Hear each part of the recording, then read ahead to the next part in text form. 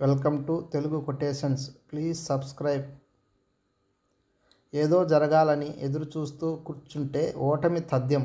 ఏది చేయాలో నిర్ణయించుకుని ముందుకు సాగితే గెలుపు సాధ్యం. ఓడిపోతున్నామని తెలిసిన క్షణంలోనూ ఉత్సాహాన్ని కోల్పోని వారే నిజమైన ధైర్యవంతులు. అనంతమైన దుఃఖాన్ని చిన్న చిరునవ్వు చెరిపేస్తుంది. విజయం సాధించిన వారి వెనక ఉండేది అదృష్టమో మంత్రదండమో కాదు, కఠిన శ్రమ, అంకిత భావం. ముసలితనం అంటే శారీరక శక్తి క్షీణించడం కాదు, మనోబలం సన్నగిల్లడం. తప్పు చేశారని ప్రతి ఒక్కరిని ద్వేషిస్తూ పోతే ప్రేమించడానికి ఎవ్వరూ మిగలరు.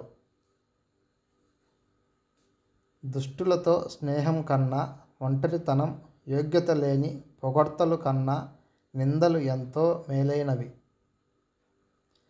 పానకంలో మునిగిన గరిటెకు తీపి తెలియనట్లే జ్ఞానుల మధ్య ఉన్న మూర్ఖుడు ఏమీ నేర్చుకోలేడు.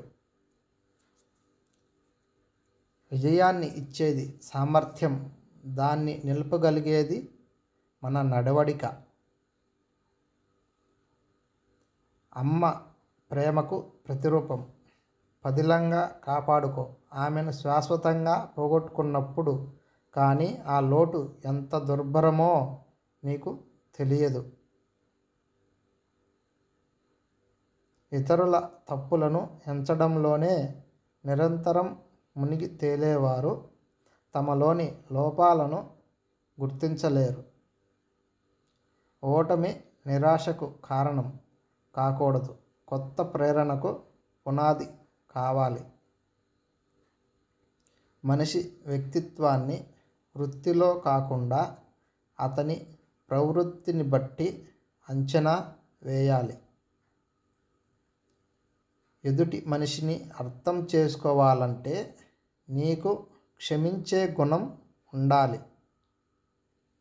జీవితం అనే యుద్ధంలో గెలవడానికి ధైర్యానికి మించిన ఆయుధం మరొకటి లేదు.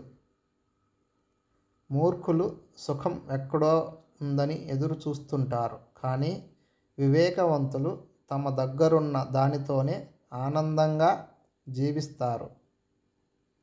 చిన్న చిన్న పనులు నిర్లక్ష్యంతో చేసేవారు గొప్ప విజయాలను ఎప్పటికీ సాధించలేరు. Thank you for watching. Please subscribe friends.